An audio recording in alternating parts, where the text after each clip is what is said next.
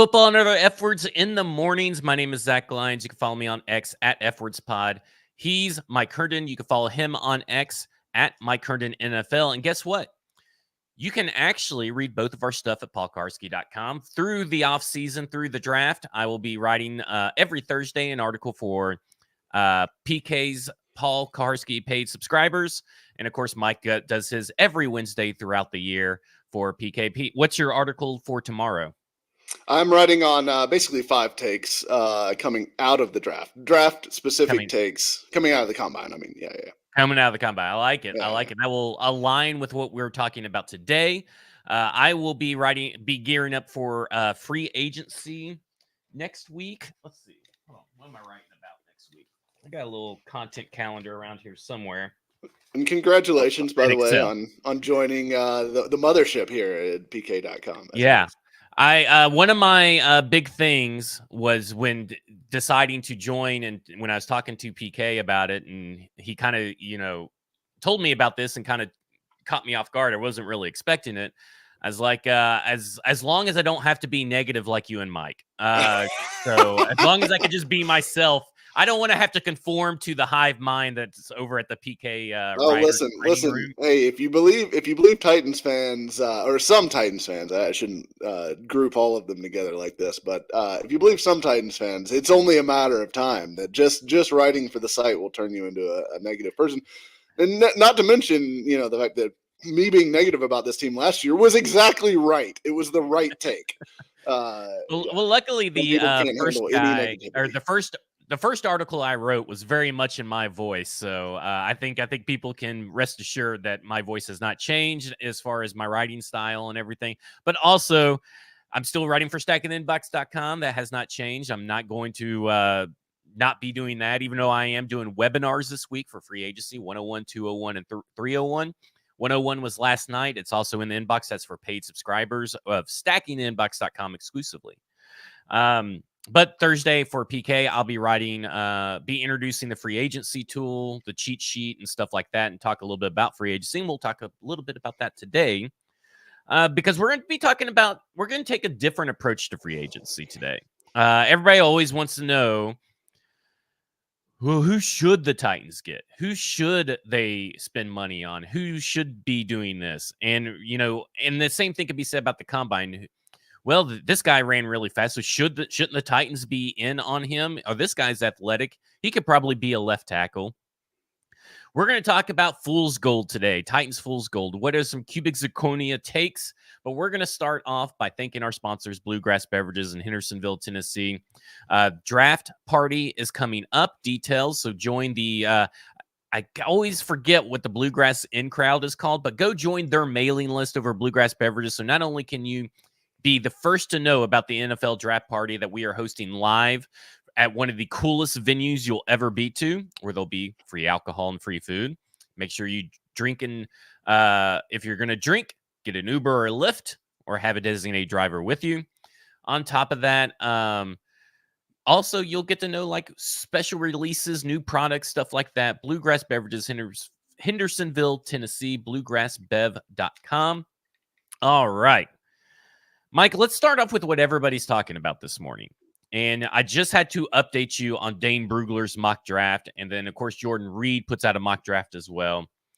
People are so mad at a mock draft. Oh, my gosh. We got it being called a disaster for the Tennessee Titans. Oh, because it already happened. Because this trade obviously already happened.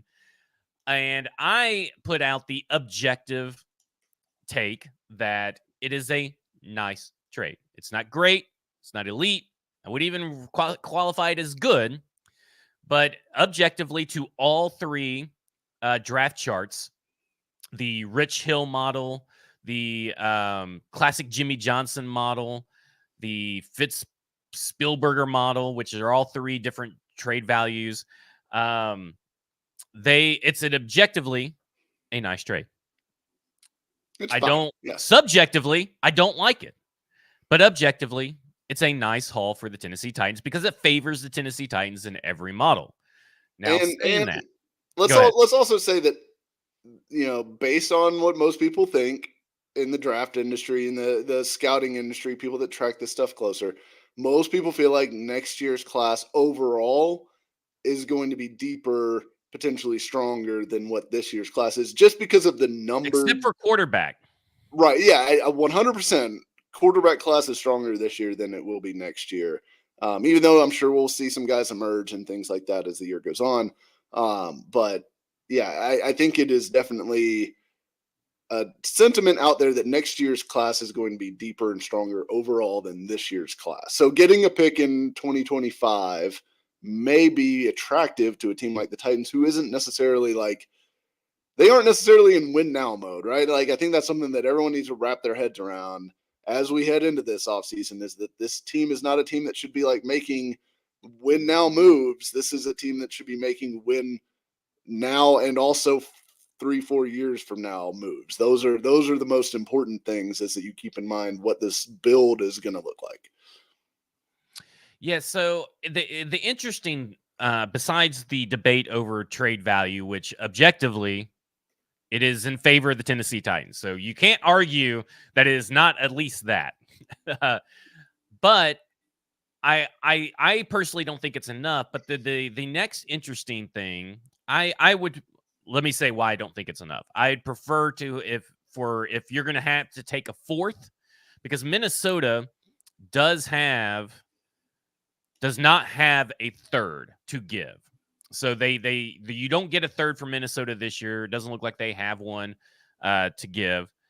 And their second, I would prefer their second, but then you're probably only getting their second, and maybe you get a late fourth or a fifth. I'd prefer their second this year. I would prefer their first next year, and maybe giving up a 6th or a 6th round pick or a 7th round pick this year if you can. Package all the 7s if you want. I would prefer to have a top 100 pick. The problem is that their only top 100 pick is the 2nd round, and then that skews it way in favor of the Tennessee Titans. But maybe they should have to pay a premium because they moved up to take J.J. McCarthy. So in this particular scenario. So just to throw that out there. But I think the other interesting part of this conversation is something that we talked about last week, is that the idea that there isn't much of a difference between left tackle and right tackle in a couple of different ways. And this stemmed, we've always said that right tackle is about 90% the value of left tackle, but Greg Cosell probably went even further and said right tackle is just as equally as important as left tackle, because you're still lining up against premier pass rushers on the right side in TJ Watt and Myles Garrett and the like. Joey Bosa, I think, is another one he mentioned, are all lined up on that side as well. And they line up there more frequently than they have in the past. But you have Bill Callahan, and Greg Cosell also talked about it wouldn't be that hard for some of these prospects that are deemed right tackles in college to be left tackles in the pro. We know J.C. Latham, and he looked really great in the, I guess you would call them the drill. You call those the drills, the field drills, drills. He looked really good in the field drills, even though he needs a sports bra. Man, those titties were flapping. I felt bad for him. I thought one was going to hit him in the face. It's a real Andre Smith situation happening there. But we know he's got a lot of good polish. He has played left tackle, not at college, and the only reason he didn't play left tackle at college because it was Evan Neal through 2022, and then why move him? The following year, you didn't really need to in 2023. But he played left tackle in college, so he has experience playing left tackle. So it wouldn't be that hard for him to transition over. So the idea of people being mad that J.C. Latham is the pick because he's a right tackle only, I think is a little naive. What about you? Yeah, absolutely. And I don't know that J.C. Latham's a right tackle only. I'm not necessarily sold that's the case. Yeah, I think he's got the movement skills and ability to make the switch to the left side. We've seen players do that successfully before, going from college to pro football. So I don't think he's necessary. And look, the thing with Latham too is, and I know Braden's big on this, you go back to like high school recruiting rankings and things like that, like he was extremely highly rated. I think he was like the number 3 overall prospect in his class, regardless of position, definitely the top tackle in his class. So he is a extremely talented player. And I think a lot of these tackles are like we're talking about this offensive line class. Everybody's talking about this offensive line class coming out of the combine as like one of the best in certainly recent history, if not like possibly up there with the best ever. Which God, what a needed boost for the NFL at that especially position. with free agency, right? Good Lord. But like this is like an oasis in the desert for a lot of teams that need offensive line play. You know, obviously the Titans being one of them, but I think people are sleeping on guys like Latham and Fuanga and even like Mims and Guyton and players like that I think are probably better than what they're. Yeah, I'm not the biggest Guyton guy. I shouldn't have included him, but Mims, I'm with Fuanga, you, especially Latham, after his athletic testing. I'm kind of like, I don't know about Guyton. I may be right tackle. I don't know if I'd put him in the guys that could go from right tackle to left tackle transition. But you also have Bill Callahan, so maybe that helps. I don't know. So yeah, but I think Alt, I think is number one, but I don't think he's going to be number one for everyone, which is one thing I think probably needs to be mentioned more because I think Fuanga is really close. I think Latham is going to be up there. I think Fashanu obviously is going to be in that neighborhood, and then Mims, Fashanu, yeah, sorry, and then Mims. I also think. Okay, Fashanu. And then Mims, I think there's a group of 5 tackles that are going to be considered in the top half of the first round. I think all those guys are going to be likely top 20 picks.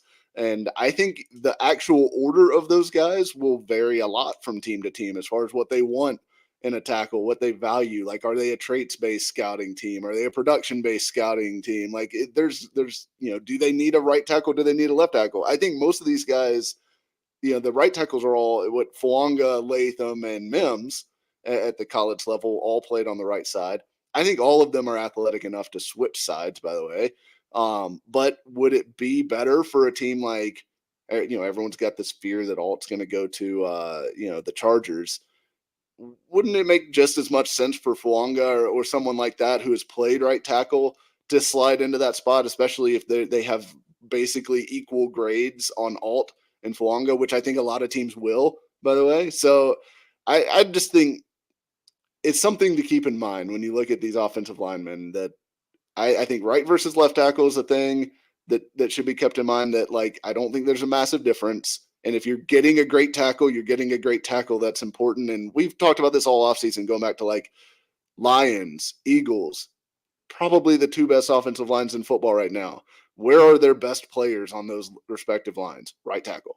Like, and I'm not saying that means that right tackle is the better spot to invest in. I'd still rather have a left tackle if given the choice, but it's not like Penei Sewell or Lane Johnson lining up at right tackle has hindered those lines in any way. Like that is not a problem to have your elite guy on the right and your okay guy on the left, right? Like, that's just not an issue. How close is Latham to a blue chipper in your eyes?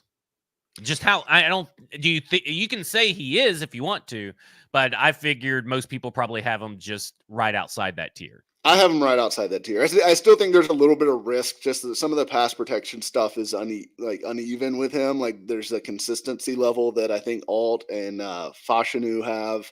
That though, and Fuanga actually too, that I don't think Mims and Latham have. I think Mims and Latham to me are in the same bucket, in that like second tier of tackles that I still think are really, like, would not surprise me one bit if JC Latham or Amarius Mims turn out to be the best tackle in this class when it's all said and done. Would not be remotely surprising for either of those guys. So it's just about projection, how comfortable you are with limited sample size, things like that. Like, so to me, I think that's kind of how I'd stack them. I'd have Alt, Fashanu. Well, Alt, Fashanu, and Fuanga, I think, are kind of the same to me. I'd maybe give the edge to Fuanga.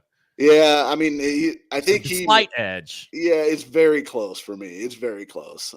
Different strengths for each of those guys, but and then I think Latham and Mims to me are the next tier down. That's kind of how I'm so stacked. Let's revisit the trade that we were talking about earlier. So they obviously picked Latham, and I'm going to give you two things I want you to give your objective grading system, whatever you want to use, whatever your objective grading system is.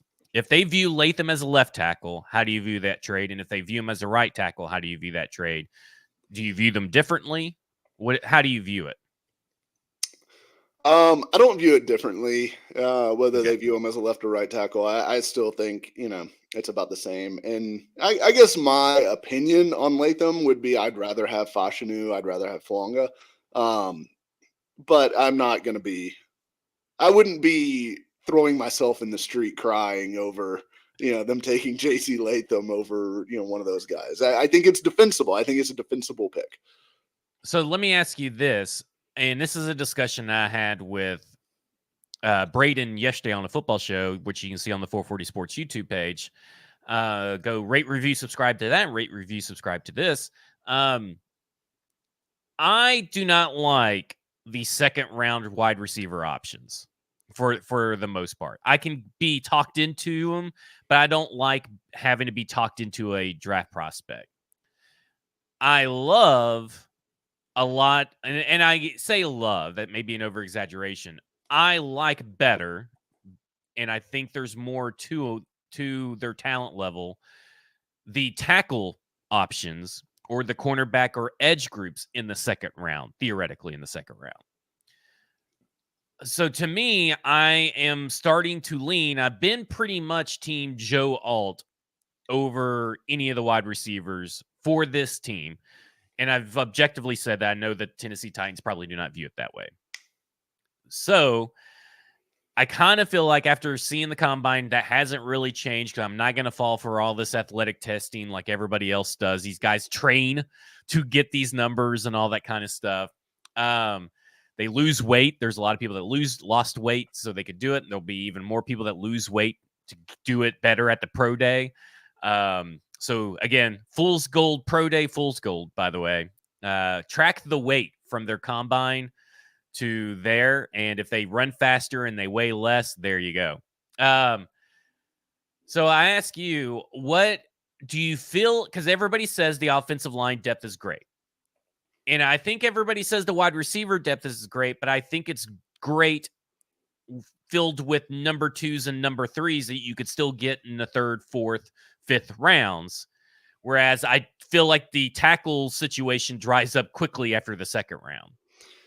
So wouldn't it be better to go wide receiver in the 1st and offensive tackle in the 2nd? That's kind of how I view it. That's how I'm starting to lean to view it. I'll say this.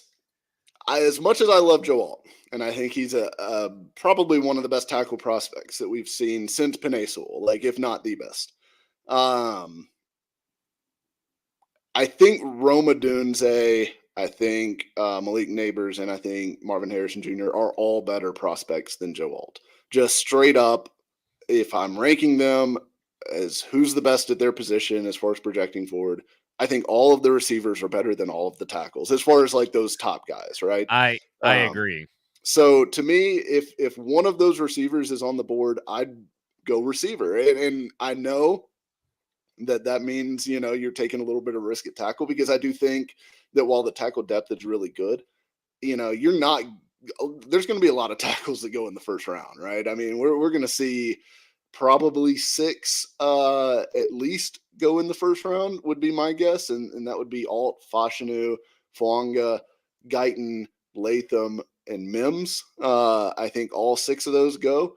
And so you're going to be probably looking at like the Jordan Morgan, Troy Fatanu, Kingsley Suamatia, Patrick Paul, like those kind of guys at 38, which are more projection project kind of guys, which I think is okay, depending on what you do in free agency, right? Because like that's the other part of this is if you go out and get, let's just say Tyron Smith.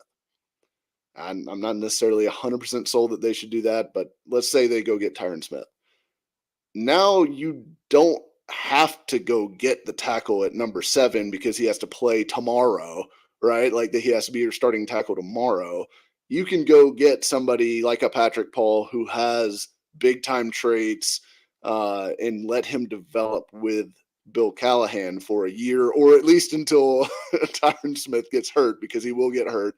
But you can give him a little bit of time before you're like, okay, you're the starting left tackle. So I think if you have that infrastructure already in place, which they will, they're going to sign somebody who can credibly be their starting left tackle in free agency. You're not going to enter the draft going, well, we have to find our starting left tackle now. They're going to sign somebody and put themselves in that situation. And then I think that gives you the ability to say, who is the best player available? Because everyone talks about like filling needs. Well, this team shouldn't be looking to fill needs first and foremost. They should be looking for all pro players for the next 5 years that make the biggest impact possible on a team with Will Levis, because they are going to be building around Will Levis, right? So I think left tackle makes a huge difference. I think wide receivers make a huge difference. So do edge rushers and corners for that matter. But I am an fix the offense first guy.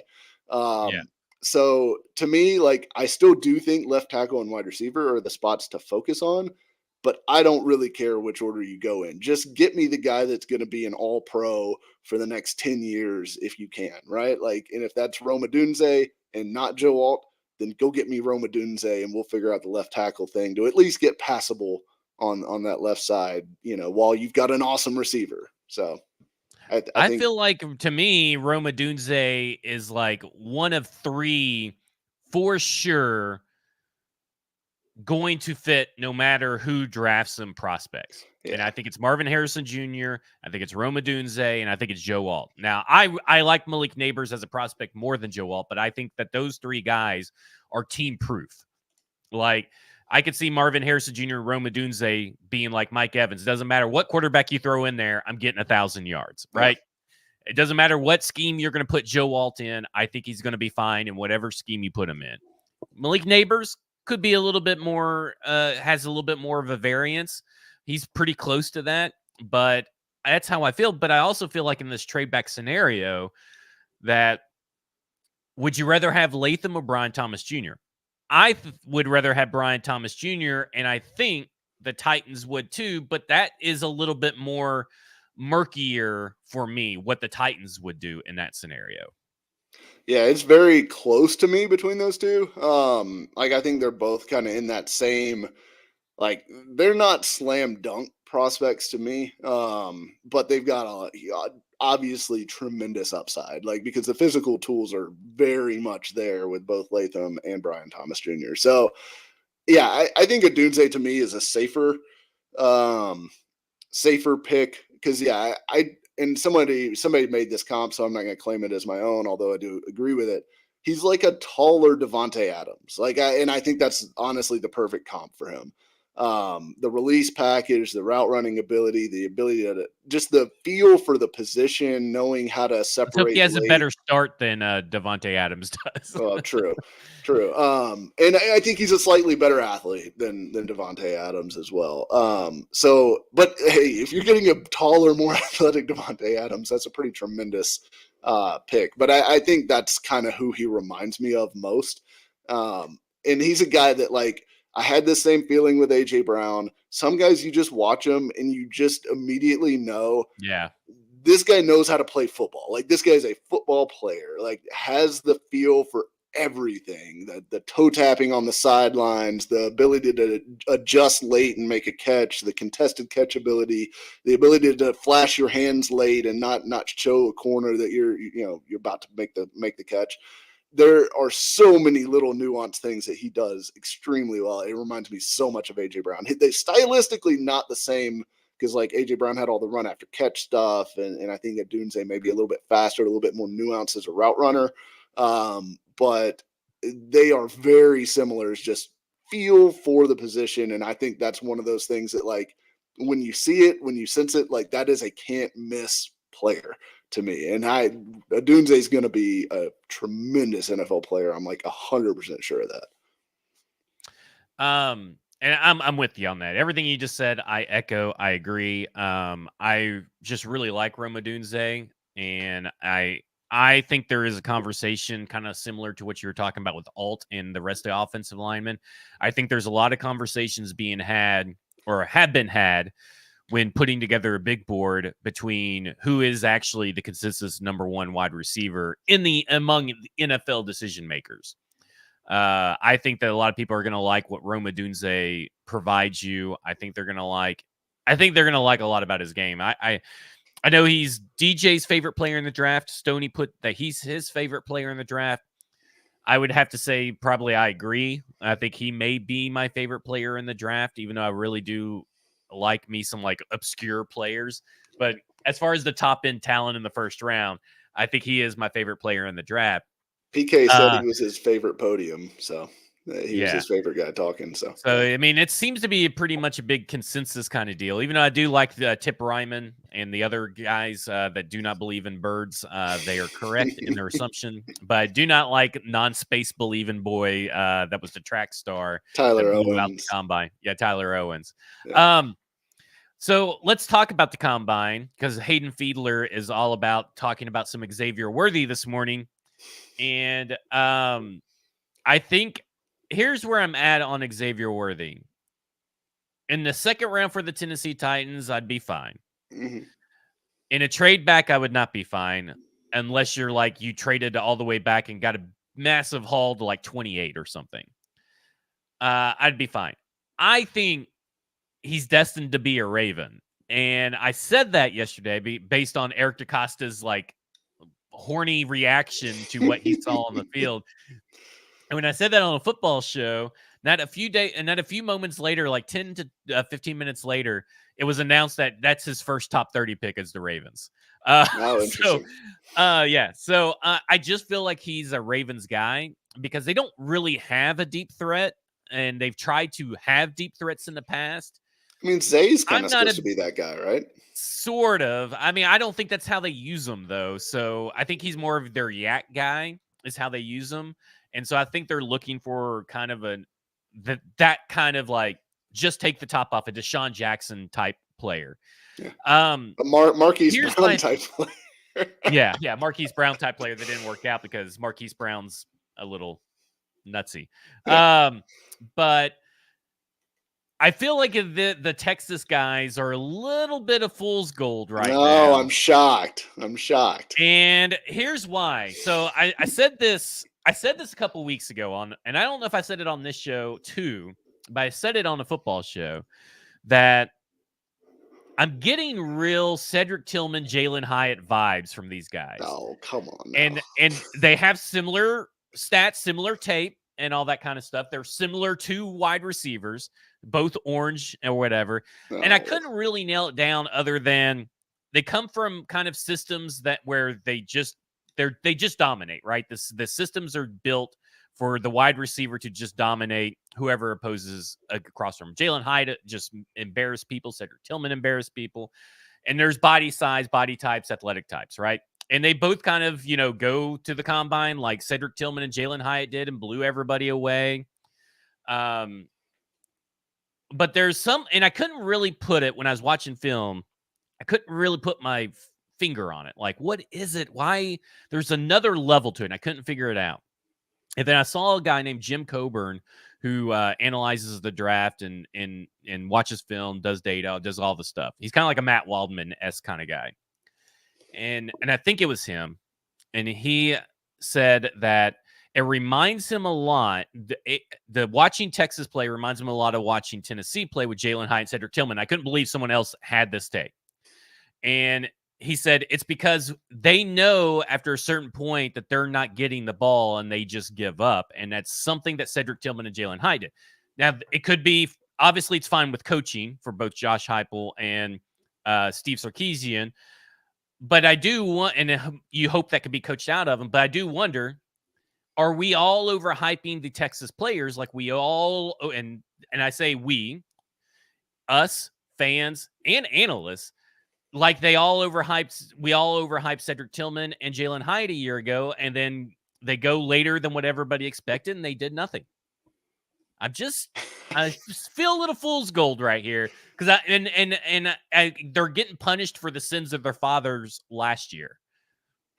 I mean, I don't see that comp necessarily because to me, I mean, Jalen Hyatt had a tremendous season, no doubt, but he also didn't break out until like much older than Xavier Worthy. Xavier Worthy broke out as a freshman. He had 981 yards and 12 touchdowns as a freshman at Texas, who I don't think even came in during spring ball, if I remember correctly. I think he was didn't even get like spring ball that year, and that was Sark's first year on the job. Worthy, to me, there's some drop stuff with him that, like, you know, I'm not sure he has the most sure hands, certainly not in the class.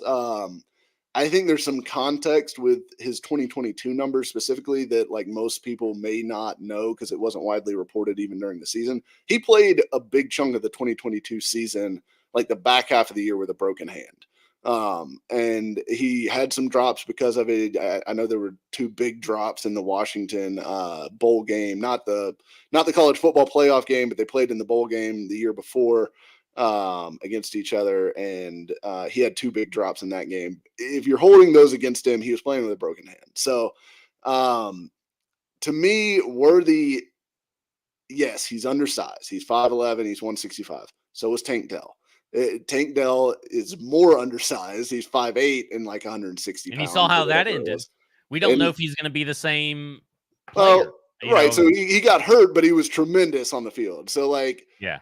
And Worthy plays with a level of physicality that would surprise you for a guy of his size. I've watched every game of his career, right? Like, I'm intimately knowledgeable of Xavier Worthy's game. He will play physical football. He will break tackles. He's good after the catch. He was an outstanding punt returner for them. I think he's going to have some limitations. He's not a contested catch guy at all. He's got to be open.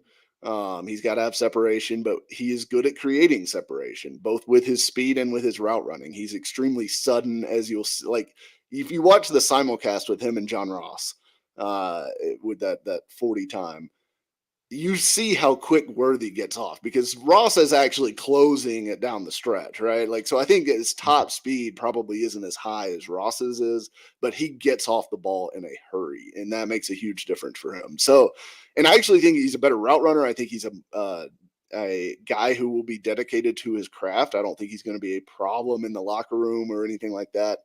To me, Worthy at 38, I would be 100% in on. Now, I don't think he's probably going to last that long, especially after the run and all that. Like, we knew he was fast, but obviously, like, 4.21 is freaky fast. Like, it's a record, obviously. Doesn't mean he's going to be a great receiver, but people do pay for speed at the NFL level. And that's the thing, right? Is, like, there was this chart that came out, and there's like only like one Pro Bowler or one 1,000-yard receiver that was the fastest player. That was also the fastest player at the combine that year, which is insane, right? Like, that's an insane fact. Ross is because a lot of the guys that are like the fastest guys are really like track guys that played football because they were fast, not football guys who were just really fast football guys. So I think Worthy is a fast football guy. Like, he is not a track guy. He doesn't play like a track guy.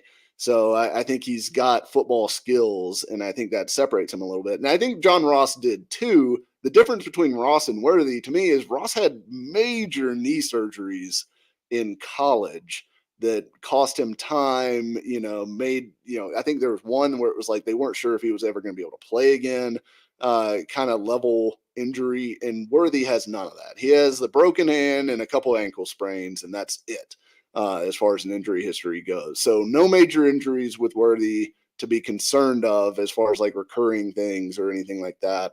I don't know. I think, yes, if you just look at that list of the top fastest 40 times, it's not a good list. But I think Worthy is worth consideration as an exception to that rule because of his tape and how he plays. And then as far as A.D. Mitchell goes, I was a little surprised he ran that fast. I don't think he plays that fast all the time. But again, like, he's 6'3", he's a great route runner, and he's outstanding on contested catches. I think he is similar. Except for he's not. He is. He's got the same contested catch rate as Keon Coleman. Okay, I think Keon Coleman's a good contested catch. They're both ranked 31st out of 39 wide receivers that are invited to the combine. having watched Adonai Mitchell play, I think he's a good contested catch ball winner. So where at? Because I think that matters, right? Like, are you talking that it's just in the end zone he's a good contested catcher, or do you think it's down the field? Do you think it's in the middle of the field? Because I think it's the contested catch rate is the entirety of the field, which is how football's played. Is typically the entirety of the field. You don't really only get to I'm play not in one saying area. just red zone. I think he is a particularly good red zone threat and proved that during his college career. But I also do think he made a bunch of plays for Texas. I mean, like, and I didn't watch him as closely at Georgia, just because my allegiances, obviously. But during his year at Texas, made a ton of huge plays and like difficult catches in big spots. And honestly, when Texas needed it, like I think about the TCU game late when he makes the big catch down the field. I think about the Washington game when they're trying to make the comeback and he makes the nice like hang time grab in the end zone for the touchdown. When Texas needed it, most of the time they were going to AD Mitchell in big spots. And so like I think he's a good prospect for them at 38 too. Like either one of the Texas guys, I'd be 100% in on at 38. There's other guys too. Like I'm not the biggest Keon Coleman fan. However, at 38, I'm so out on Keon Coleman. At 38, I'd be open. I'd prefer Ladd McConkey. I think Ladd McConkey would be an excellent target at 38 for them. I don't think he's a wide receiver too, so I'm out on him. Oh, I think he's 100% a wide receiver too. Yeah. Yeah. No, I think a lot of people are going to be wrong on Ladd McConkey. I'm out. He's got 72-inch wingspan, 30-inch arms, and a sub 9-inch hands. I don't like his size. He's going to be good in the slot. Like I think if you put him in the slot, but for the Tennessee Titans, what these wide receivers has historically been under Brian Callahan, Ran Carthon, he does not fit the bill. I think they prefer bigger guys, which is I think is why AD Mitchell makes sense. I do think Brian Thomas Jr. makes sense. I am out on. I'll say this: I'm out on Troy Franklin. I don't think he's going to be that good. I think he tested horribly. He's a guy that makes me want to go watch the tape again because I was really the speed really is there on tape. Yeah, I think he can run. It was not there this weekend. No, which is I think odd. He can. I think he can run. I just think he's kind of a one-trick pony, and he has done nothing to show me that he's not. Through this pre-draft process so far, and we'll see. That could maybe he has a crazy pro day. Let me ask you a question. Going back to our earlier conversation, is there a bigger drop off between Alt and say Kingsley Suamataia, Jordan Morgan, and Patrick Paul, or is there a bigger drop off between Rome Odunze / Malik Neighbors, Adonai Mitchell, Keon Coleman, and Xavier Worthy? I think there's a bigger drop off in the tackles, personally. Okay. Well, that's interesting. Although I mean, there is a drop off in the receivers. There's no doubt about it. But I think I feel more comfortable with that group at 38. So let me ask you a question: what's more likely, Patrick Paul becomes a starter for 10 years, or Adonai Mitchell becomes a starter becomes a wide receiver 1 for 10 years? I'd say AD Mitchell. See, that's how you got to kind of look at it, right? I mean, who has the higher ceiling? But here's the thing. I don't think that they should be focused on the second pick. I think you focus on the first pick. And to me, like, all that matters when I'm picking at number 7. Don't you have to focus on the entire draft strategy? Isn't that the whole point of the I don't know. But I think prioritizing the second pick at the expense of the first pick is like I'm not cutting off your nose to spite your face, right? Like, I'm not saying to, but I just wonder, like, doesn't that, like, don't you have to kind of say, well, we can kind of take this, we like these guys equally. If they what like do we think can happen in the second round, right? Yeah. Like, that to me kind of, and of course they've already said they like both equally, Joe Alt and Rome Odunze. They're going to take Rome Odunze anyway. But, I'm just, to me, it's just like, I don't know. It's just like, I have a hard time thinking that, I mean, there's a big difference with Bill Callahan involved. Like that to me is like the difference maker for me. You do have to bucket them, I think, because I mean, to me, while yes, I think the drop off may be less at receiver than it is at tackle, just because, like, I don't know, I feel like Alt is very safe. I think Patrick Paul, and we're using him as the stand-in there, but you could slot in a different guy. But Patrick Paul, to me, like there's a bust risk there, for like complete bust. Like there, to me, like there is certainly a path where Patrick Paul can't play tackle. Like and is another, Dylan Radins, Nicholas Petit Frere type second day pick that you just can't put on the field, right? And hey, those guys maybe prove me wrong with Bill Callahan's teaching and everything like that. So we'll see. But I don't know. I mean, you do have to consider the bucket. So, like, if there's only 3 wide receivers you think are any good, you need to go ahead and get the one at 7 that's available versus, the offensive line. But all of that goes into the mix. But I certainly don't think you set it up to where, like, you're only worried about, like, maximizing your second pick if it means, like, you're getting a guy that you think is just a solid starter and not, like, a all-pro. Because they need an all-pro. Like, whoever they take at 7 needs to be an all-pro, or trade back. Let me ask you this: do you have any other fool's gold from the combine? Let me think about it. Let me get my list up in front of me here. I would put Tanner Bortolini on there. Yeah, who has no play strength against quality interior defensive lineman. He got embarrassed a lot at the Senior Bowl. That one makes me a little wary. I'd put him on there. Sure. I would say I'll say like Chop Robinson to me is a tough prospect because like super athletic, like crazy athlete, but also I don't know if you can play him as a starter. Like to me, like he's a sub package guy right now until proven otherwise. And how high would you draft a guy who can only play on third downs? I don't know, but there's also like the argument, I guess, that he's Micah Parsons or whatever. But I just don't think he's that level strength. He's got that athleticism, but I don't. I'm with you. I don't know. I'm a little bit out on the Chop Robinson. Yeah. Yeah, because I mean the production just is 100% not there. Yeah. Okay. Anybody else? Let's see. And it can also be someone that tested bad that could be good, that you think is good. True. As well. I'll say this: Fashanu did not test as well as I expected him to. I still think he's a really good player, and I think he's more than athletic. Got any worry about the hands? Well, he's got small hands. That is a little worrisome. Although, I mean, like, he overcame it at Penn State. You don't want to make a habit of drafting outliers. But yeah. It concerns me a little bit. Oh, I'll also say Johnny Wilson as a wide receiver. I know he ran great, had great times. I still don't think he can separate. I think he's purely a jump ball, contested catch guy. If you stick him at wide receiver, if you can make him play tight end, maybe I get more interested as like a seam stretching tight end type. But I don't know if you can. I don't know if he's going to be able to block well enough to like actually be a tight end, or if he's just going to be like a glorified, big wide receiver ultimately. And if that's how defenses treat him, that makes him way less effective. So I think I'm out on Johnny Wilson.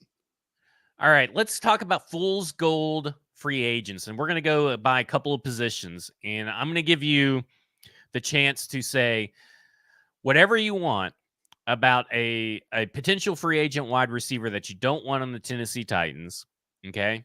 And why you don't think it is. And even if you want to say, I'm tired of people telling me that he should be a Tennessee Titan. Like, if you want to call some people out, go ahead. Running back, do you have anybody at running back besides maybe, an Alexander Madison or Damian Harris that you're not interested in that you think is fool's gold? Because those two guys, like, here's the fool's gold for me. I think I'm out on J.K. Dobbins. Okay. And maybe this is fantasy football leaking into real life and reality, but the guy can't stay healthy, and I'm tired of banking on J.K. Dobbins every year. And I think he's a guy that people have forgotten that he's out there. But once they start reading a couple of lists and see his name out there, they're going to be like, we got to have J.K. Dobbins. Who else for you? I think I'll give you a list of guys that I'm actually into, which is probably easier than giving you the whole list of guys, because there's a whole bunch of guys that I'm out on at running back because I'm not interested in spending any money there. Give me one of these cheap guys. I would gladly take a Gus Edwards as like a short yardage back.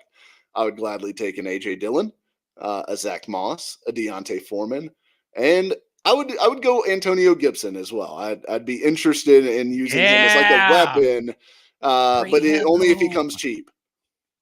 So, but those are like that's like the list to me. That's where they should be shopping in free agency. What about Kareem? Where does Kareem Hunt rank on your list? You think he's just done? I think there's enough headaches there that I probably wouldn't want to mess with it. I'd rather have like Zach Moss than Kareem Hunt, for example. And you don't. And let me ask you a question on Zach Moss, because I almost put him as fool's gold. How much of that was the offensive line, and how much of that was Zach Moss in your mind? I think Zach Moss's forced missed tackle rate is really good, and I think he's the type. Took him a while to get to this point. You know what I'm saying? He was kind of a slow burner, but I mean, I like Zach Moss coming out of first rounder, in the draft back in, what was it, 2020 maybe? Yeah. But he was, I think he's talented. I think he's big. He's physical.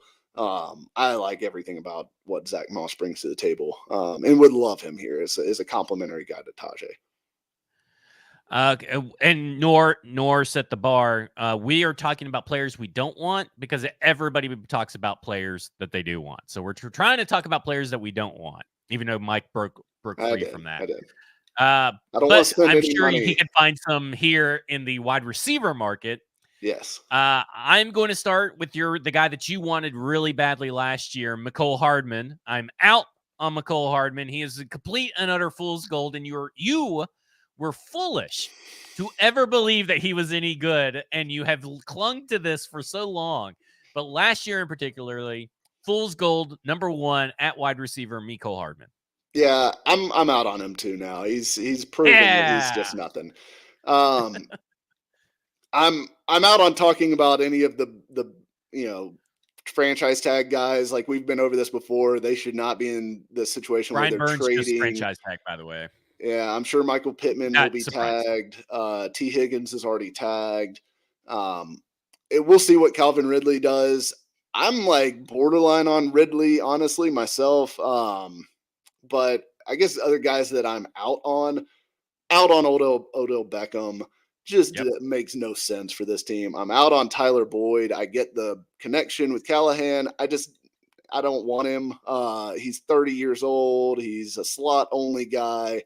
His production has declined for 5 straight years. The chances that you're going to get value out of whatever contract you get him is minimal. I'm out on a lot of wide receivers, to be honest. That's what I'm saying. I'm out on DJ Chark. I was interested in him last year. I'm glad they didn't end up with him. He did nothing in Carolina. I just think, I'm. Where are you at on Curtis Samuel? Because I am out on Curtis Samuel, and people love Curtis Samuel. And I think it goes back to fantasy, because you see a lot of the fantasy guys joke, this could be the year this is the Curtis Samuel breakout year. No, this is the year for Curtis Samuel breakout year. This is the year of the Curtis Samuel breakout year. And I think that is where everybody else is at, is like the Curtis Samuel breakout year is bound to happen, because we've been talking about it for like 5 or 6 years, it feels like. So I am kind of out on Curtis Samuel. We both have made our feelings known on Hollywood Brown a couple of episodes ago, so you can go and listen to that. I believe he is fool's gold, but if he's going to be your wide receiver 3, I'd be fine. But I think people expect him to be a wide receiver 2, and I don't think that's realistic necessarily. I think like you said, you sign him as your number 2 until the guy you take at number 7 or the guy you take at number 38 surpasses him, which is hopefully in training camp. I think that's where I would say Calvin Ridley is probably the best of the bunch. If you are looking for someone, if you're looking for a long-term kind of fix, but I also think there's a lot of risk with it. He's been in the league for a while. He's about to turn 30, even though he's been out of the league for about a year and a half. So he's kind of like 27 and a half right now because of the suspension and stuff. But there are issues with there are some concerns with how he practices and how he learned back in Jacksonville. That could just be them shifting the blame away from their average quarterback, but we'll see their interest in that. But I look at Calvin Ridley and I'm like, he's the best of the bunch, but this is slowly turning into what it was last year, where everybody's going to say, well, it's a really bad free agent wide receiver class. And then next year, they're going to say, why didn't they sign blah, blah, blah, blah, blah, blah, blah, because they're going to forget that it was a really bad free agent wide receiver class. Oh, one other guy I'm very out on, Chase Claypool. Wholly 100% out. Yeah. He should be out of the league, to be honest with you. Yeah. If people are still clamoring for Chase Claypool, give me a break. We're going to skip tight end. Don't think there's really guys that we really have to don't overspend for tight end. There's your fool's gold. Don't overspend for tight end. Let me say this. CJ Uzomah just got released by the Jets. I would be into him as like a 1 year kind of pair him with Chig and Wiley, and you kind of have a nice room there. And he's got experience with Brian Callahan, all that stuff. I think Uzomah makes a ton of sense. All right, let's get into the tackles, and specifically tackles, because I think Micah Onwenu is fool's gold to be a tackle. I think he is a right guard in this league, and I think it's fool's gold that people still think that he is going to be a good right tackle in a wide zone blocking system, because that's what it's going to be more than likely. Is the majority of the runs are going to be zone and all that kind of stuff. That's going to be the majority of the scheme. You don't bring in one of the best wide zone offensive line coaches and not have him do wide zone at least the majority of the time. And Onwenu is not a guy that is athletic enough to do it. He is a gap exclusive only guy. But if you want to put him at right guard, I'm for it. So to me, Micah Onwenu is fool's gold, along with Trent Brown. Like, both the tackles for the Patriots scare the shit out of me to be on this team. Trent Brown scares me. Onwenu, I'm in. As tackles. Yeah, I do not want Trent Brown. Motivation issues, weight issues, injury issues throughout his career. He's been good at certain times. He's not been good at other times. He's over 30. He's going to be 31 this year. I am just not in on Trent Brown, even as a temporary solution. Here's one guy that I'm like, I don't know. I have mixed feelings on. Jonah Williams, I don't think is ever going to be a good tackle in the NFL. I think his ceiling is like a guy that's good enough to get you by. Like he's okay. He's never going to be a plus player. So if he commands the kind of money that it seems like he might be able to command in the market, which is crazy to me. Like I know, I think Spotrac and PFF and places like that have. Is it is this an I can fix him mentality? I mean, his market, are people viewing his market as I can fix him? I think it must be, because it's I guess it's just the whole thing of once you're a first round pick, you get infinite chances until the end of time to be good. Because Jonah Williams, to me, at the price range that he's projected at, I'm out. I don't think I'm going to give him, 10, 15 million a year kind of money, because I don't think he's a 10, 15 million a year kind of player. And I worry about because some of these guys that you could sign, I feel like could give you, passable play for less than that. Let's say, obviously Tyron Smith, I don't know what he's going to get money wise, but could you get Cam Fleming to be your left tackle for a year and get about the same level of play for less money? I think you probably can. Guys like maybe Charles same Leno, for Donovan Smith. Donovan Smith still wasn't really that great last year, but he's probably better than Jonah Williams. He wasn't good, but yeah, that's the thing. Neither was Jonah Williams. So I don't know. I kind of feel Charles Leno is interesting. He's coming off of an injury. He's been very good, even on a bad offensive line in Washington, when he's been healthy. So, I got two names to throw out there. Yeah.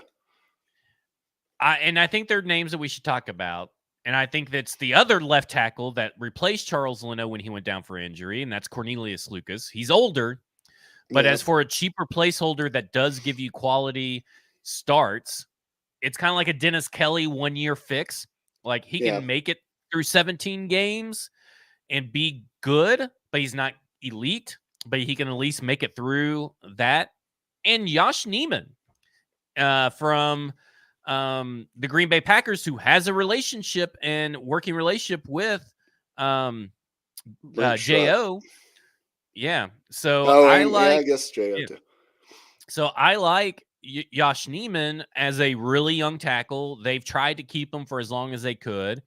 And I think that maybe you could almost, I don't know. I really like Josh a lot. I think those two guys are guys that I would be targeting over the other guys on this list, except for maybe Tyron Smith because of his relationship with Bill Callahan. But like, I would prefer to spend less money on someone like Cornelius Lucas and Josh Neiman and go ahead and cut Andre Dillard before he gets his extra $3 million. Then I would maybe spend money on Jonah Williams. Where do you come down on Mekhi Becton? Because it was reported, I think Tony Pauline had him connected to the Titans and Falcons. Well, it was at the not. Combine. No, that's okay. So you got to go read these articles, and I'm very surprised you're not going to read these articles. I did. Okay, so the Combine connection, the Combine scoop was that they're not going to franchise tag him and they're going to let him hit free agency. That was the Combine scoop. The opinion piece part of it was, well, where could Mekhi Becton land? And surprise, surprise, a left tackle got linked to the Tennessee Titans who need a left tackle. So I feel like it's very insert player here, insert left tackle name here is going to be on the radar again. Could land for the Tennessee Titans. I am okay with Becton. I do not understand. I don't know all about these character concerns and all this stuff. Here's what I know. The Jets offensive line and the Commanders offensive line last year sucked. But I don't think the players suck, if that makes sense. I don't think that's necessarily an indictment on the players. And if I'm going to give a former first-round pick a little bit of extra cash, but not top of the market money, I would rather give it to Becton than Jonah Williams. I would too. And I think, so what I'm reading when I read Pauline, because Pauline has broken stuff like this before or has had, I know he has sources. Yeah, but I will say this about, I find it very weird he's at Sportskeeda. Yeah, I mean, it's a weird site, but he's been around before. Because he started PFM. He started Pro Football Network, and now he's at Sportskeeda like he got pushed out for some reason. Yeah, I don't know. I don't know. Something to that. But anyways, I do buy the idea that maybe they would be interested in Becton because he does seem like he fits their build, right? Like, because he is 24 years old. Obviously extremely talented. I mean, look, I know he has not been great since he got into the NFL. A lot of that has to do with injuries and things of that like, but I think he's obviously wildly talented. His, movement skills at his size. I mean, 6'7", like I think he was like 360 pounds at the combine, and he ran like a 5'1" and has 36-inch arms and all this other crazy stuff. The talent is obvious. It's whether you can like mold that talent into a player. And so to me, he is a low risk, high reward signing that makes sense for the Titans to pursue in free agency. Because again, 24 years old, if you hit on him, maybe you have a long-term piece that can grow with Will Levis and in this new core as you are targeting, being a contender in 2025, 2026. If he misses, you're not going to be out a ton of money because I just don't think he's going to get a huge contract on the market. And I know people keep throwing out, Andre Dillard again. This is a very different situation than Andre Dillard, just from the fact of, like, Dillard kind of did fail in Philly and then was brought here to work under Jason Hotaling. As opposed to Becton, who mostly dealt with injury issues like Dillard and with the Jets, and it would be going from Keith Carter to Bill Callahan as his offensive line coach. There's reason to believe that Bill Callahan could get more out of a guy like Becton than Hoteling could get out of Andre Dillard, right? So I think that there's reason for them to be interested. Listen, 17 the left tackles Jalen Duncan and Andre Dillard gave up 17 sacks last year. He has given up 14 in his 3-year career, over 1,087 pass blocking snaps. I'm not going to lie. I just think the Jets are fucking idiots, and I think he hates Keith Carter. And I think that we've seen that Keith Carter rubs people the wrong way. We've seen that the Jets players hate Keith Carter, and not even just the offensive linemen, more than that. And at this point, I think that last year, I mean, he was really good his rookie year. So there's obviously talent. Just like there's talent with Andre Dillard, too. There's physical talent.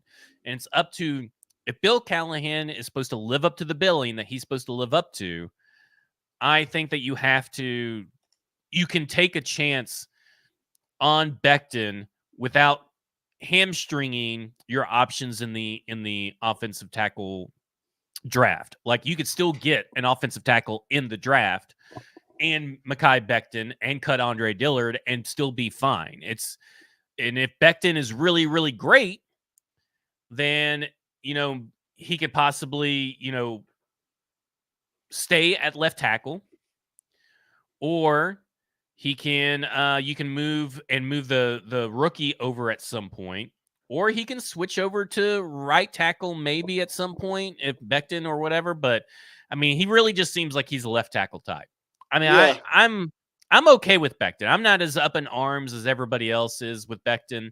I just think that people forget of how the whole team is terrible. The quarterback is terrible. The offensive line coach is terrible. The offensive coordinator is terrible.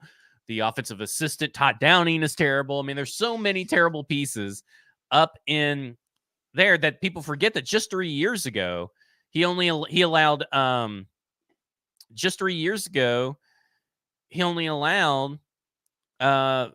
23 total pressures. So, I mean, I don't know. I'm okay with it. I'm with you. Like, I think there's a little bit of fool's gold the opposite way with Becton among the Tennessee media contingent. Yeah. Move into center real quick.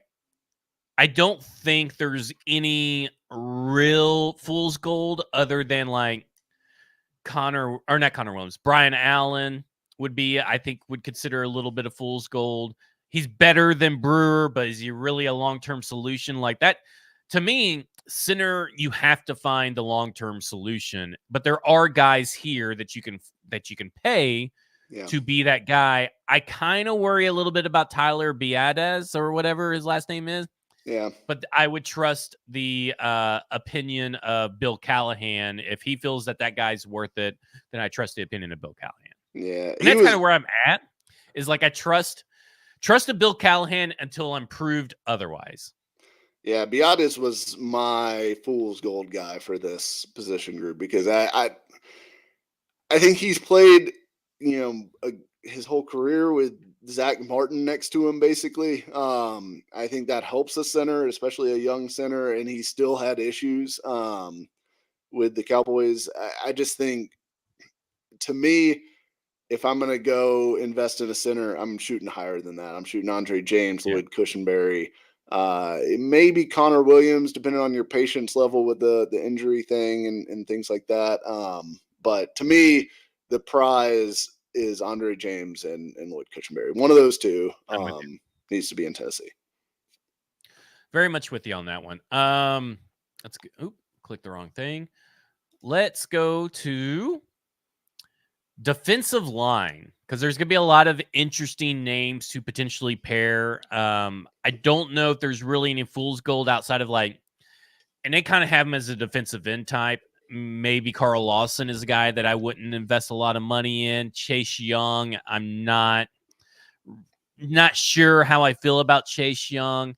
But I mean, really, any guy. Jerry Hughes is another guy that I wouldn't spend a lot of money on either. There's a lot of guys that I think could come in. It's a really good deep. To me, free agency is in the defense. That's where the value's at. You can find a lot of guys for cheap, rebuild this whole defensive line, rebuild the linebacking room for the most part, if you make smart decisions. So do you have a guy that you're like, no, this guy, people keep asking for this guy in my mentions. We cannot pay this guy. We cannot bring him in for different reasons. What is that guy to you? Because I think I would love Christian Wilkins, but it does not make sense to pay Christian Wilkins. Yeah, I would say Leonard Williams to me is that guy on the defensive line. He's just kind of always been disappointing since he's been in the NFL. He's had, I think, maybe one big year that kind of was a breakout, and then he got paid and then kind of disappeared again. I'm out on Leonard Williams. I'm also out on Bryce Huff, which I love him as a pass rusher. But I don't think you can play him every down. And I think if you're going to pay him what he's going to end up getting paid, and again, he's just like a one down guy for you, even if it's the most important down, I just don't think you can like square that on a roster with a guy just being that much of a specialist at this one thing, even though he is really good at it, even if it is valuable. I just think I'm out on Bryce Huff, and especially for this team, because I feel like you've already kind of got that.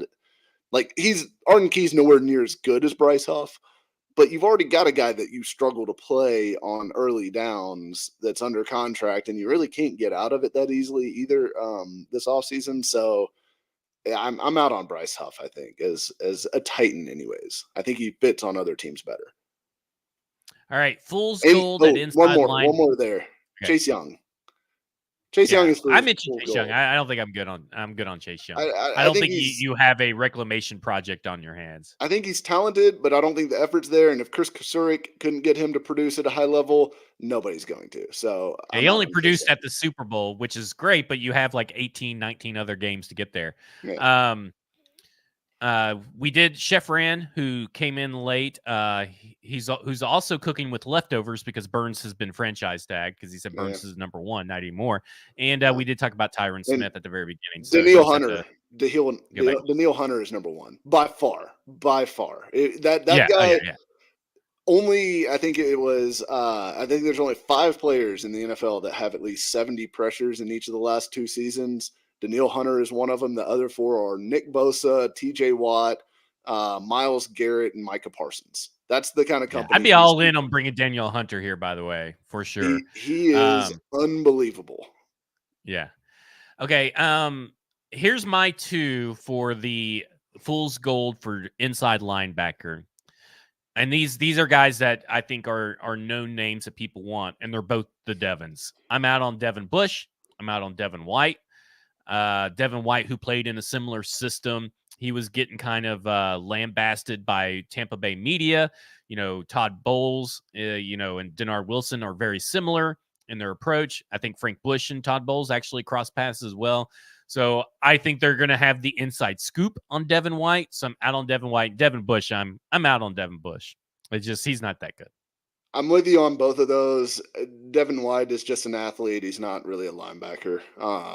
And then the other guy I'm out on in this position group, Frankie Luvu. People love Frankie Luvu. And I just think he's such a specific fit. Like, he has to be used as a blitzing linebacker. That is what he does best, and he's good at it. I just don't think that I want a guy who can only fit in this one specific way. And to me, like, Luvu is such a limited player that I'd much rather have more well-rounded linebackers like Patrick Queen, like Jordan Brooks, like Azeez Al-Shire, really, than spend all that money to try to get Luvu, who I know some people are just crazy about this dude, but I just don't see it. I think he's a relatively average guy. He's older than all of those guys that I mentioned alongside him. So I'm out on Frankie Luvu. That's interesting. It's very interesting because he could be relatively cheap, but I do find that interesting. Yeah. Let's move to just the secondary as a whole. I got 2 names for you that you may not be familiar with them, but I got 2 names for you. Adoree Jackson and Kevin Byard are fool's gold. Neither of those guys should be even remotely discussed as options for the Tennessee Titans to come back. Fool's gold times 1,000 in both those guys. The Kevin Byard got traded to the Eagles, and the Tennessee Titans fleeced the Eagles, and he's already been cut because the defense got considerably worse under Kevin Byard's, and he was terrible. Elijah Molden played better than Kevin Byard down the stretch. I am totally out on both these guys. I feel like Kevin Byard's about to go on that tour, kind of like Patrick Peterson is on, where he's just kind of floating from team to team every year. Yeah. I'd much rather think he needs to take the high road and start thinking about retirement in the next year or so, because I do enjoy that Kevin Byard was bad at the Eagles because of the Eagles fans and how the NFL treated that trade. I do not enjoy seeing Kevin Byard struggle. So I would like to not have to see like the Eddie George Dallas Cowboy version of Kevin Byard at safety. I feel like that was already what we saw. Yeah. Another guy that I want to throw out there, that two guys as well. And I hope I'm not. Who are your guys? Because I don't want to steal any of your guys. All right. So I'll join you on both those. Like, I'm out on those reunions. So we just don't need to see him. Byard doesn't fit the timeline anymore. He's declining. Doesn't have the foot speed to play at a high level anymore. And Adoree Jackson was just really never that great. And is getting a little older for a cornerback too. Guys that are fool's gold to me at defensive back, I will go with first. I'm gonna go with all the slot corners that are like at the top of the. Do you include Kenny Moore in that? Yes, I think Kenny Moore is just a slot guy. Thank you, because I mean everybody's like, "Oh, the Titans should get Kenny Moore," and I'm like, to replace Roger McCreary? Right. Why? Unless the Titans, unless Denard Wilson and Chris Harris believe Roger McCreary belongs outside, which would be strange because Chris Harris was here last year, and they moved him inside, and McCreary had a great year in the slot. Like McCreary they do want more physical corners, right? So maybe that is a benefit to Roger McCreary on the outside, but oh man, my gosh. But McCreary can be physical in the slot. Questioning immediately the decision making of the Titans. So I do think like that is his best spot. He needs to be left alone in the slot. You have that position covered. So to me, like I'm not going out to get another corner or another slot corner that's going to bump McCreary into a spot that he's less good at. And I'm definitely not spending money to do that. And I'm definitely not spending money to do that with a 30-year-old like Kenny Moore. So Kenny Moore is actually who I had in mind for that. But yeah, I'm out on any slot only guys. The other guy that comes to mind with that I've seen pop up a few times now in my mentions is Keyshawn Nixon. And I don't know if it's his return stuff that have people wanting him or something like that, but he has never been any good as a defender. So I'm like, what's the point of going to get a slot only defender who's not as good as Roger McCreary at defending the slot, and then moving McCreary into a spot that's worse for him? That makes zero sense to me. So Keyshawn Nixon, Kenny Moore, totally out. Fool's gold. Like it. I'm going to name two more that I think are fool's gold, and that is Rock Ya-Sin. Oh, the Kenny Moore was going to be my one. So it's just Rock Ya-Sin. I think I'm out on Rock Ya-Sin. Yeah. And now I know that he has a lot of history with Denard Wilson, so maybe his assessment is a little bit different than mine. But I'm not really feeling Rock Ya-Sin, and I've seen that that's been a lazy connection made as well. Just not really feeling it. Okay, so I got a question for you. Yeah. Because we got asked this earlier, and I'm sorry for those that whoever asked this that I cannot credit you. The deadline to sign your own free agents, which still includes Derrick Henry, Azeez Al-Shaair, Ryan Tannehill, and Sean Murphy-Bunting, to sign them to a deal. Where are you at on free agents that you think that you're fairly sure? Because I haven't really nailed down how I feel but name the free agents that you're fairly sure are going to get an extension done with this team and not test free agency. Oh, yeah. I'm gonna say none of them. I think they all end up testing free agents. I don't think we see any pre-market extensions really with these guys. I'm not sure that there's any that make a ton of sense. I think you can make a case for Azeez Al-Shaair and Denico Autry at modest extensions, but I could also see both those guys overvaluing maybe their place in the market. Al-Shaair would be the one market that would be the closest for me. Yeah. Yeah. I'm kind of with you. I don't know if there is a guy that's going to come in and be I can't really commit to someone. I think that Azeez Al-Shaair would probably be the one.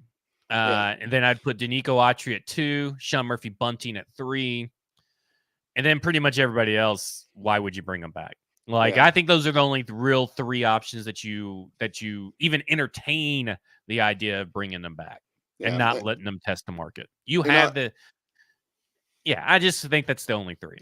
And as with all these things, you do have to like have 2 sides of that, right? Because I mean, like, we're close enough now that none of these players have to sign. Like, if the Titans say, okay, yeah, we really want to re-sign you, Azeez Al-Shaair, unless they agree on a number, it doesn't really matter what they want or what their intentions are. And Al-Shaair might be saying, I don't care. I'm going to go to the market. I want to go to San Francisco and play while Drain Greenlaw comes back from his Achilles or whatever, or he might be asking for $15 million a year. I don't know what those negotiations look like. I'm sure they've had conversations with the guys that they're actually interested in retaining, which to me, Al-Shaair makes the most sense out of the pending free agents to try to bring back both. Like, if you don't bring Al-Shaair back, you've got to sign 2 new linebackers to fill those roles. Can't rely on just solely the draft, right? No, absolutely not. Because I mean, you can't go into a season with like Dr. Gibby and Otis Reese as starting linebackers. That's just an untenable situation. Gibby's a free agent, right? He's not even on the team. I think he's like an exclusive rights free agent or something like that. Yeah, right? Let him go. Let him go. I don't care what he is. Can have him back. Do not bring him back. So you just can't go into a season like that though. So or even the draft like that. So Al-Shaair to me would at least you get to check off one box before the market opens, and you don't risk going into a situation where like you just have terrible inside linebackers. So maybe you overpay to get something done with him over the next week or so. I could see that. Everyone else, I don't know. That doesn't make as much sense to me. Last thing, do you think everybody's overrating that Mike Evans was high on the Titans free agent board? Yeah, probably. I mean, he should have been high on everyone's free agent board, pretty much. I mean, everybody, because I mean, Diana Rossini reported it that Mike Evans was high. I don't even think she said number 1, but high on the free agency board of the following teams and listed the Titans. And now everybody's like, "What does that mean for the strategy of the Tennessee Titans?" And I'm like, not much. I mean, we knew they needed a wide receiver, and he's like the best wide receiver, but doesn't mean that they were ever gonna like throw the bank at him or the back up the Brinks truck at him. Like, we don't really know what that really all entails. We just know they very good wide receiver, an elite wide receiver was number 1 or high on the wide receiver draft board for free agency. What a fucking shock. Yeah, stunning. Yeah, and I do think it is it's one of those things that he's tall. He is an outside receiver. He's good at winning outside the numbers. Those are what they're looking for. And he was the best at doing that. And she listed a ton of teams too, by the way, like Titans, Rams, Chiefs, Patriots, Giants, Panthers, Falcons, Jaguars. That's like 8 teams. It's like a tampering list priority call, like your call order for tampering list. That's kind of how I view it. I feel like everybody kind of just like took that and overinflated it. Yeah. I personally think that is a steal for the Tampa Bay Buccaneers. Yeah. It's a 2-year deal. At max, at best, you're paying him, I think it was 25.5 or 26.5 or something, which is for an still elite wide receiver, in my opinion. That is a steal. I also think that, like, I saw one anonymous NFL executive who probably is a very bad one tell Jordan Schultz, well, this is great news for Calvin Ridley, T. Higgins, and the such. And I'm like, I don't think it is, because what agent is going to be not laughed out of the room? Like, what team is not going to laugh them out of the room when someone says, well, you saw Mike Evans get paid this and Tyreek Hill get paid this. I think T. Higgins should get paid this. And because I would just laugh and say, your client is nowhere near as good and as proven or has a high as ceiling as Mike Evans and Tyreek Hill. Like, what are you smoking? Yeah, and I think just my opinion on it. I think the thing is, it's the age thing. Like, you're paying for the fact that Higgins has got some runway, into his prime, whereas Evans is kind of on the back part of his career at this point. So I think that always gets baked into it, fair or unfair, because there's certainly no doubt that Mike Evans is a better player right now than T. Higgins, and is not remotely close. So it'll be interesting to see what number he gets, but I'm sure he'll end up getting more than what Mike Evans got, and I think that'll probably be true. You think so? Now, I think are you basing it off like the 17.5 or the 20? You think he's going to get more than 26 per year? I don't know. I think it'll be close to that. I think it'll be around there.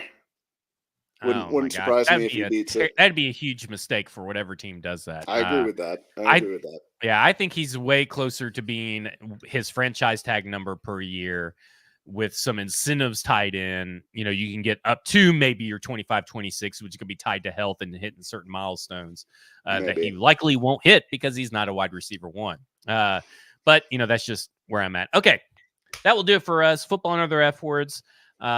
PaulKarski.com, Wednesdays for Mike, Thursdays for me, StackingInbox.com. The rest of the week, you can get some stuff, free agency webinars. Go be a paid subscriber to both sites, StackingInbox.com and PaulKarski.com. Bluegrass Beverages, Hendersonville, Tennessee. Go join their version of the In Crowd, their mailing list, so you can be the first to know when their tickets are available. The options are available to come to the NFL draft party, free food, free drinks. Make sure that you get a Lyft or Uber or have a designated driver if you plan to drink. It's a great, great event. We had such a blast last year. I paid for it dearly, dearly the next day. It was one of the worst hangovers of my life, so I will have to employ a different imbibing strategy for the draft. But it is well worth to come hang out with me, Stoney, a couple of the other guys from Sobros Network, and a couple of the guys from 440 Sports Network. It's a really, really great time. Of course, Braden will be there as well. We have a massive TV. We have sound system. We record live there. Like I said, great food and drinks. Other than that, this has been Football and Other F Words, and you have just been effed.